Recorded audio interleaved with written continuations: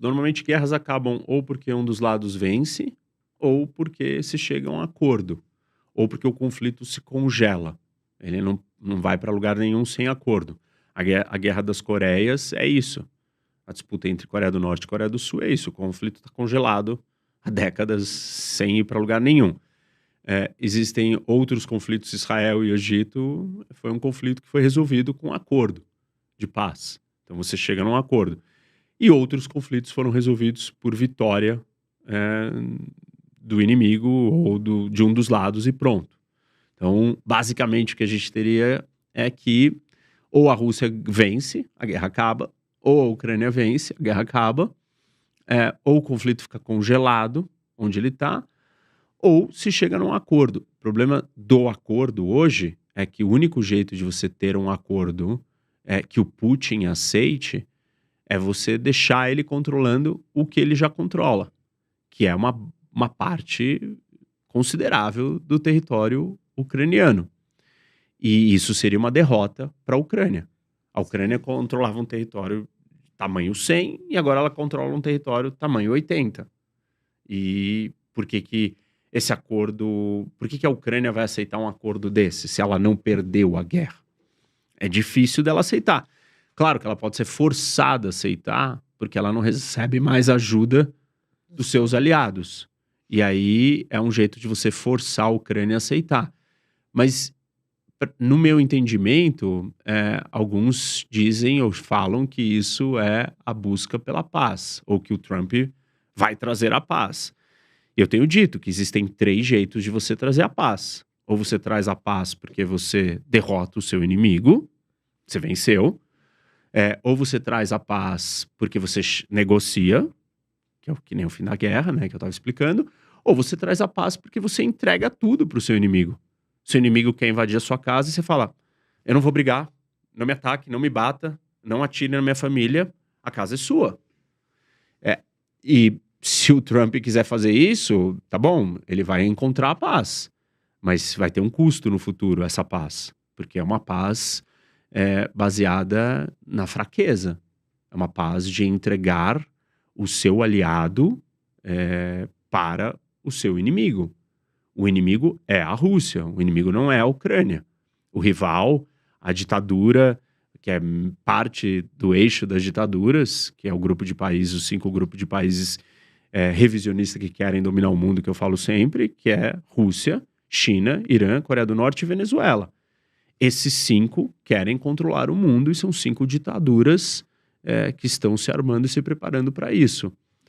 Então, você entregar a vitória ou territórios para qualquer um desses 5, você está alimentando um monstro que ficará mais forte, mais confiante, mais certo de que, se ele continuar fazendo bullying e agredindo todo mundo, ele acabará conseguindo o que ele quer, que é o domínio completo de todo mundo.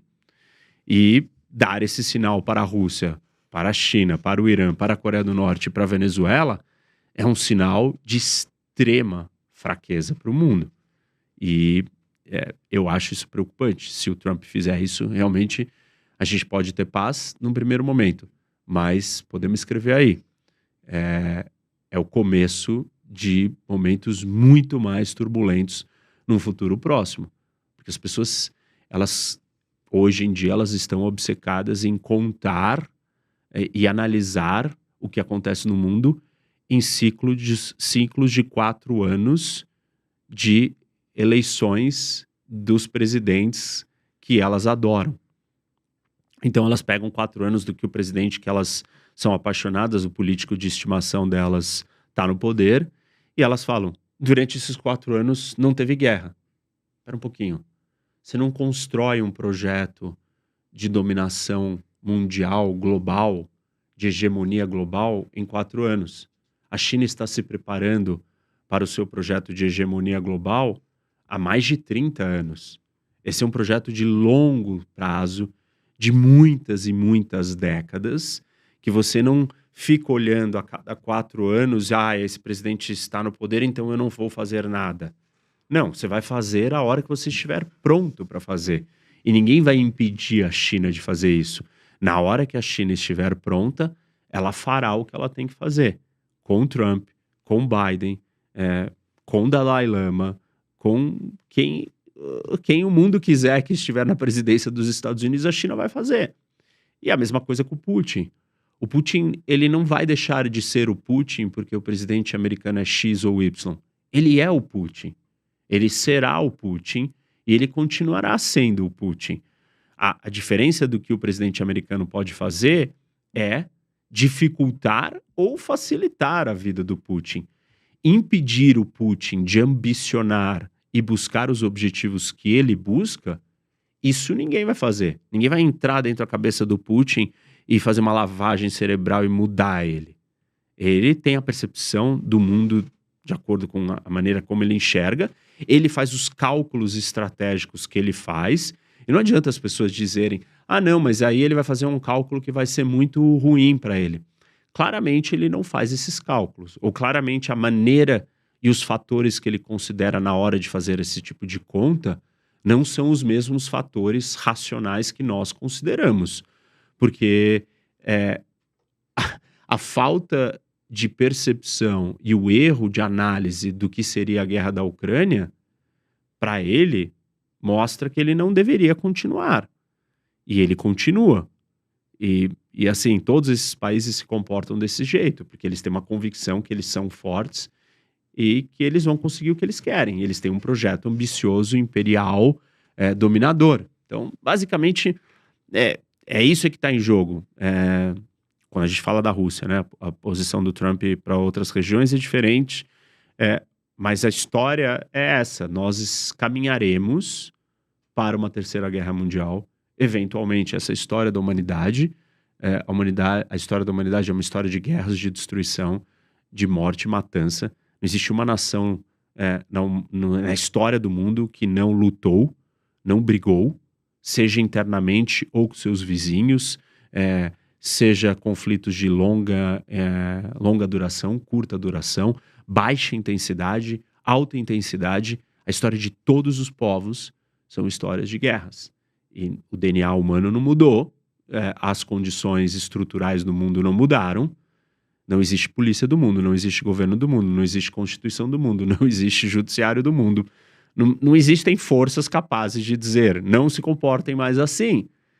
Então, assim, não tem por que a gente achar que nós vamos conseguir driblar esse problema. E as pessoas estão mal acostumadas porque nós tivemos um hiato, uma janela, um vácuo de 70 anos sem uma grande guerra. E aí elas nasceram já numa geração, em grande medida, que nunca viu isso, e não sabe como que é isso. E não são versadas em história, não leram, não gostam. Quem gosta sabe que, as chances da gente caminhar para uma terceira guerra ou para uma grande guerra são muito maiores do que as de não caminharmos para esse lugar. Agora, a grande maioria não está conectada com isso. Então é difícil das pessoas entenderem. Mas o fato é que a história e a essência humana e a maneira como o mundo está organizado e como ele funciona nos conduz para uma guerra.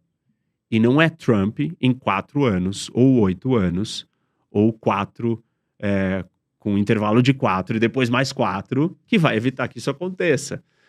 Então eu acho curioso esse olhar ideológico, de adoração do político, de estimação, que faz as pessoas simplesmente negarem a história, negarem o funcionamento da geopolítica, negarem os outros líderes, negarem os projetos de longo prazo desses países.